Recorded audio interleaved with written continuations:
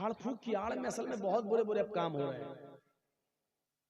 मर्दों के साथ साथ जवान लड़कियां भी मुल्ला मौलवियों के सामने बैठ जाती हैं कि फूंक दो मेरे ऊपर। हम समझते हैं, हमारा बाप समझता है लड़की का कि चलो कुरान ही तो है, अल्लाह का कलाम है, और फूंकने वाला तो मौलाना है।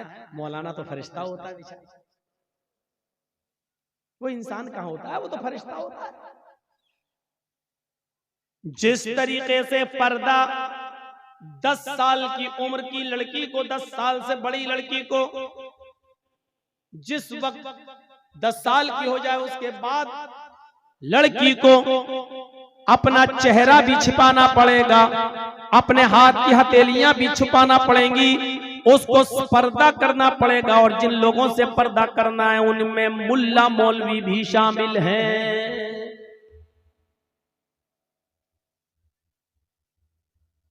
अब लड़की का बाप लड़की पर दम कर सकता है, लड़की का भाई लड़की पर दम कर सकता है, लड़की की माँ लड़की पर दम कर सकती है, लड़की का शौहर लड़की पर दम कर सकता है। माफ कीजिएगा मौलाना चर्चीस, आपकी जवान बेटी पर दम नहीं कर सकते हैं।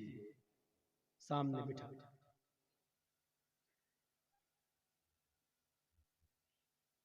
वला यस्तरकून, झाड़ फूक नहीं कराते होंगे, झाड़ फूक अगर कोई शख्स करता है कुरान हदीस के दायरे में तो जायज है, लेकिन अगर अल्लाह पर भरोसा करके ये भी न करवाया जाए तो अफजल बेहतर है। वला और चौथी चीज वअला रब्बिहिम यतवक्कलून,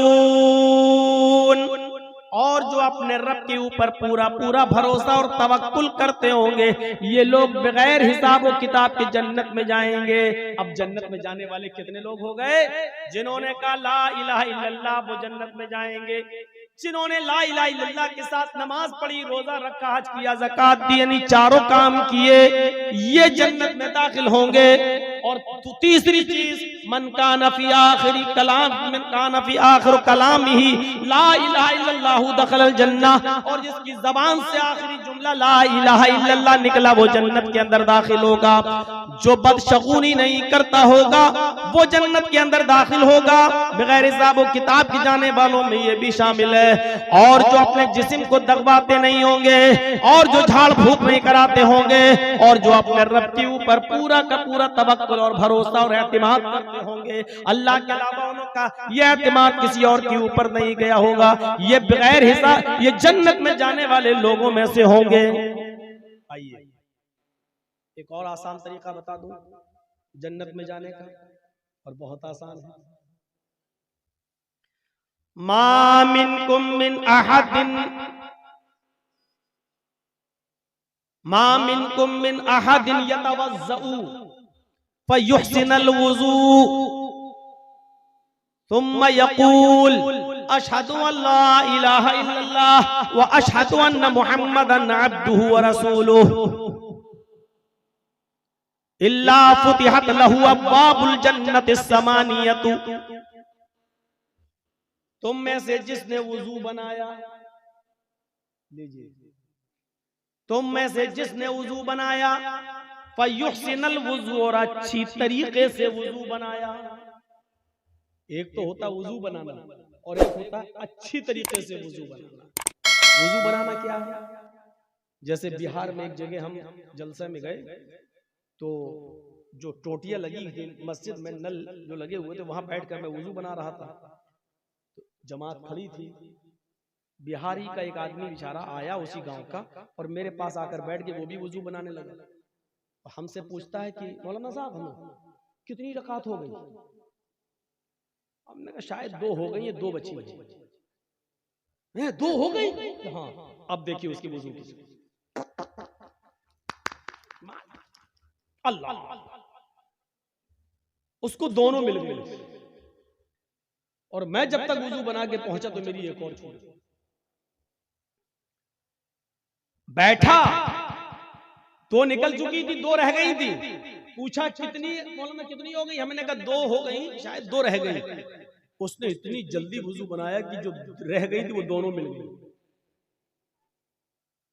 बल्ला बेहतर जाने किसने वुजू बनाया कि क्या किया, ये तो ये वुजू नहीं है। कौन सा वुजू बनाने वाले को जन्नत मिल रही है? वुजू सीखिए क्या है। फयुहसिनुल वुजू, अच्छी तरीके से वुजू बनाना। अच्छी तरीके से वुजू क्या है? आप एक चुल्लू पानी लीजिए, जैसे नल पर बैठे तब भी टोटी खोलिए, पानी लीजिए, टोटी बंद कर दीजिए, पानी ज्यादा जाया ना हो। 2 मुद पानी में अल्लाह के रसूल वुजू बना लेते थे। 4 मुद का एक सा होता है, 4 मुद का एक सा होता है, और एक सा 2.5 किलो का होता है। कितने का? 2.5 किलो का, यानी 2.5 लीटर में का आधा करो तो कितना हुआ भाई? 2.5 किलो। ये 4 मुद है, 4 मुद का एक सा, और एक सा कितने का होता है? 2.5 किलो का। तो आधा सा यानी 4 में से 2 मुद, तो आधा सा यानी 2.5 किलो का आधा करिए तो कितना हुआ? सवा लीटर पानी में अल्लाह के रसूल वुजू बना लेते थे। सुन लीजिए, एक बाल्टी भरकर वुजू बनाने वालों, वुजू बनाने का सवाब तो मिलेगा, लेकिन एक बाल्टी पानी जो खर्च कर दी इसका गुनाह भी पड़ेगा। तो बचोगे नहीं। सोचिए,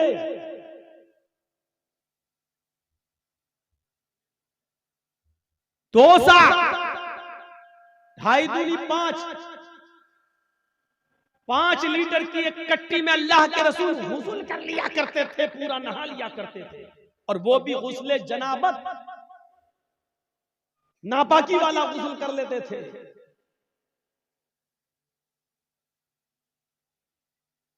मौलाना साहब, इतने में तो हमारे पैर भी नहीं धुलेंगे। गुस्ल खाने में जाते ही पहले हम टोटी खोल के अपना बाथरूम साफ करते हैं, उतना पानी तो हम गुस्ल खाने को साफ करने में लगा देते हैं। एक एक चीज का हिसाब होगा। पानी की कद्र उनसे पूछो जिस मुल्कों में पानी बड़ी मुश्किल से मिलता है, उनसे पूछो पानी की कद्र, उनसे पूछो। और राजस्थान के इलाके में जहां गर्मी बहुत पड़ती है और रेगिस्तानी इलाका है, उन लोगों से पूछो। पहाड़ी इलाकों पर जहां पानी पहुंचता नहीं है, उनसे पूछो पानी की कद्र। तो ये खोला, या लोटा है, पलटा, ये पानी लिया, अब इसको ऐसे मलिए, ये अच्छी तरीके से वुजू बनाना। ये हुआ? अभी नहीं हुआ। अब ये उंगलियां इसमें डालिए ऐसे, ये वाली उंगलियां इधर और ये वाली उंगलियां इधर।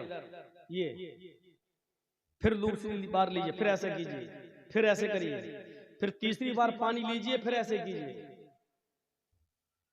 ये हुआ।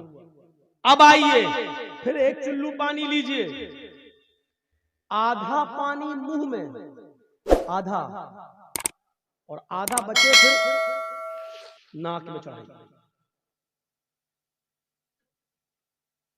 जिस हदीस में ये आया 3 बार कुल्ला करो, फिर 3 बार नाक में पानी डालो, बहुत ही मौजरत के साथ कहता हूं यह हदीस ज़ईफ है। एक ही चुल्लू पानी लेना है, आधा मुंह में।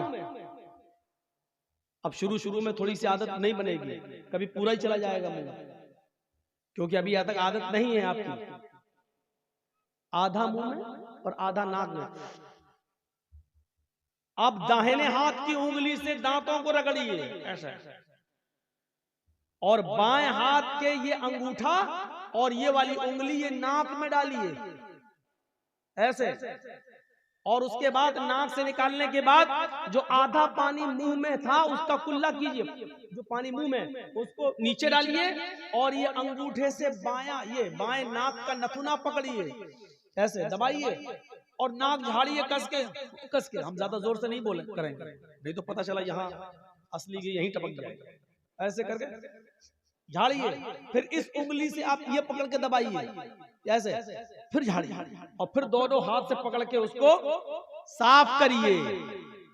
ईमानदारी के साथ बताइए, अभी तो पैर तक हम पहुंचे भी नहीं है। ईमानदारी के साथ बताइए, हाथ धुलने तक और कुल्ला और नाक में पानी डालने तक कितने लोग अमल करते हैं हमारी सोसाइटी और समाज में। इसका मतलब हमारा वुजू भी अभी सही नहीं है, नमाज का नंबर तो बहुत दूर है।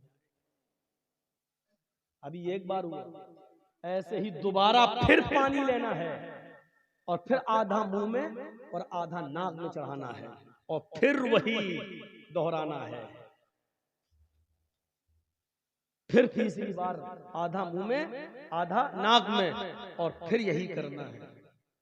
अब आया नंबर चेहरे का।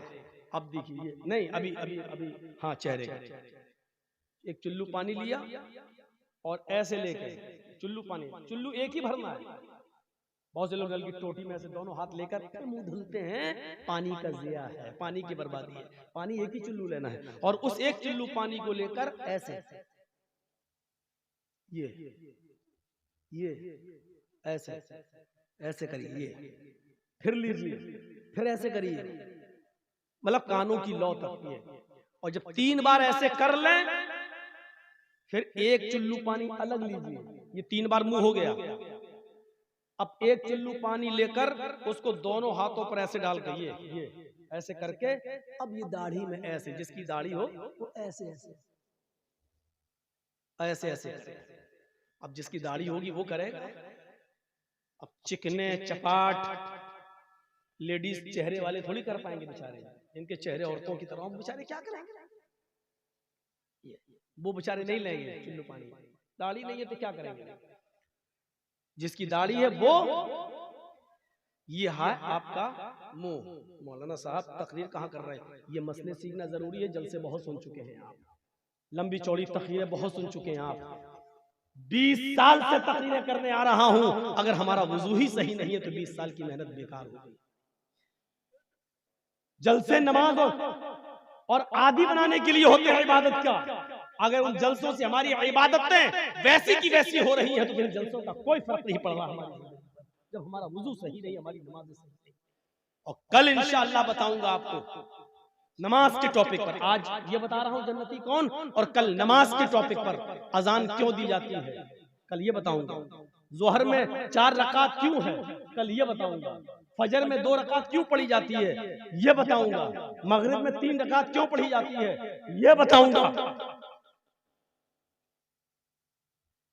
मगरिब और इशा की और फजर की नमाज में जोर से क्यों पढ़ा जाता है, इमाम जोर से तिलावत क्यों करता है, जोहर में और असर में आदमी आहिस्ता क्यों पढ़ता है, कल ये बताऊंगा। कल की तकरीर थोड़ी दूसरे हिसाब की होगी नमाजी पर, लेकिन ये बताया जाएगा कि जोर से क़िरात क्यों की जाती है और आहिस्ता क्यों की जाती है। जोहर में 4 क्यों है और असर में 4 क्यों है और इशा में 4 क्यों है, और फजर जो सबसे अहम नमाज है जिसमें उठना मुश्किल है उसमें 2 ही क्यों है।